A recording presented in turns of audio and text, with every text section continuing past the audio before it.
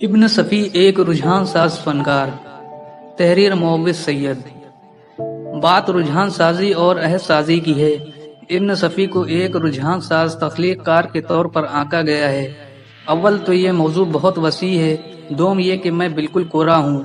بس کچھ نکات میں سے یہ عرض کرنا چاہتا ہوں کہ آخر رجحان سازی کا صحرا ابن صفی کے سر ہی کیوں باندھا جا رہا ہے؟ کون سی باتیں ابن صفی کو اوروں سے ممتاز کر رہی ہیں؟ ابن صفی کا سب سے پہلا امتیازی وصف یہ ہے کہ ان کی تخلیق میں مقصدیت پائی جاتی ہے۔ وہ ادب کو ذریعہ ابلاغ کے طور پر اختیار کرتے ہیں اور اس ذریعے سے انہوں نے قانون کی بالادستی اور لاقانونیت کی روسیاہی کا مثبت پیغام دیا ہے۔ انہوں نے قلم ہی مشن کے ساتھ اٹھایا تھا۔ ان کے ایک مضمون بقلم خود سے معلوم ہوتا ہے کہ تقسیم ہند کے وقت بر صغیر میں لاقانونیت کا ننگا ناچ ہونے کے بعد انہوں نے قانون کے ایسے محافظ کا خواب دیکھا تھا جو جرم و لاقانونیت کے خلاف سیسا پلائی دیوار بن جائے۔ فریدی ان کے اسی خواب کی تعبیر تھا۔ اسی مضمون میں یہ بھی مذکور ہے کہ ادب میں پھیلی فحاشی کے جواب میں متبادل پیش کرنے کے مقصد سے انہوں نے جاسوسی ادب تخلیق کرنے کا تہیہ کیا تھا، یعنی ان کی تخلیقیت مثبت مقاصد میں استعمال ہوئی۔ سماج میں پھیلی انارکی اور ادب میں پھیلی بےہودگی کا سدباب، فکر کا استحکام۔ ابن صفی ایک حقیقت پسند اور پریکٹیکل فنکار واقع ہوئے تھے۔ انہوں نے جو کچھ کہا اسے کر کے دکھایا۔ ان کی سوچ میں بلا وجہ کا اضطراب و انتشار نہیں تھا۔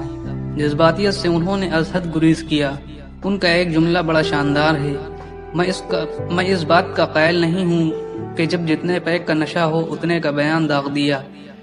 انہوں نے ہوائی قلعے بنانے یا خیالی پلاؤ پکانے کے بجائے زمین کی حقیقتوں کو مد نظر رکھتے ہوئے اپنا وژن پیش کیا۔ اسی لیے وہ نوجوانوں کو رومان زدگی کے فریب سے نکالنے میں کامیاب ہوئے۔ وہ کیا ہی خوب جملہ ہے کہ حالانکہ فطرت کا تقاضا صرف یہ ہے کہ انسان 2 سے 3 ہو جائے۔ اینک کا فرق۔ چونکہ ناول کا عنوان زندگی ہے اور زندگی میں اچھائی اور برائی دونوں ہیں، اس لیے ابن صفی کے ناولوں میں ہر قسم کی برائیوں، کشت و خون، سازشوں پر عمل درآمد سے لے کر شراب و کباب ہر چیز کا ذکر ہے۔ مگر ابن صفی ان تنازع پسندوں سے ممتاز ہیں جو سماج کو آئینہ دکھانے اور سماج کی سچائی بیان کرنے کے نام پر متنازع چیزیں لکھ جاتے ہیں، اور اس امتیاز کی بنیاد ہے اینک کا فرق۔ جی ہاں، اینک کا فرق۔ جب ادیب معاشرے کو موضوع تخلیق بنائے گا تو ذکر برائیوں کا بھی آئے گا، مگر نقطہ امتیاز یہ ہوگا کہ ادیب اس برائی کو برائی کی اینک سے دیکھتا ہے یا برائی کو حمایت کی اینک لگا کر دیکھتا ہے۔ اس کی آسان سی مثال فلموں میں ملتی ہے کہ کبھی پولیس ہیرو بنایا جاتا ہے اور کبھی مجرم ہی فلم کا ہیرو ہوتا ہے۔ آرٹسٹ اس معاملے میں مختار ہوتا ہے کہ قاری یا ناظر کی ہمدردی جرم کے ساتھ رکھے یا قانون کے ساتھ، برائی کے ساتھ رکھے یا اچھائی کے ساتھ۔ لیکن یہاں معاملہ بالکل ہی الگ ہے۔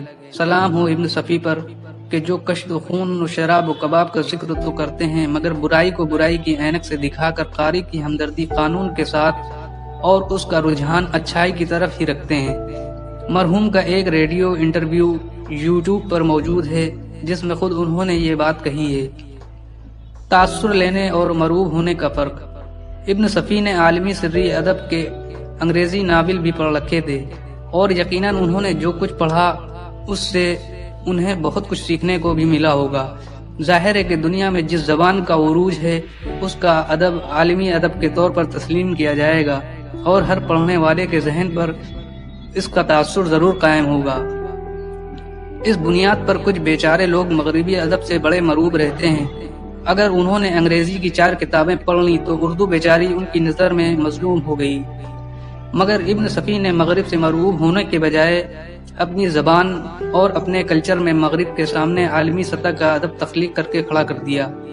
مغرب زدہ مرعوب لوگ اپنی گفتگو کے دوران مغربی ادیبوں کا نام لے کر فخر محسوس کرتے ہیں، جبکہ ابن صفی نے وہ ادب تخلیق کیا کہ مغرب کے سرخیل سراغ نویسوں کے برابر میں کھڑے ہو گئے۔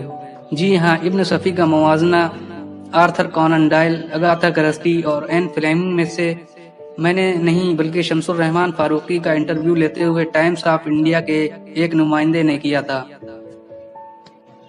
تو اے مداحان ابن صفی، آپ ایک رجحان ساز ادیب کے قاری ہیں، چنانچہ ادب پڑھنے اور لکھنے میں مقصدیت اپنائیں، فکر میں ٹھہراؤ اور جماؤ پیدا کریں، اچھائی کو اچھائی اور برائی کو برائی سمجھیں اور بنا کر پیش کریں، برائی کو حمایت کی عینک سے نہ دیکھیں، مطلب منٹو نہ بنیں، اور مغربی ادب سے مرعوب ہونے کے بجائے مشرق کا عالمی ادب تخلیق کریں۔ یہی ابن صفی کی 37ویں برسی پر انہیں بہترین خراج عقیدت ہوگا۔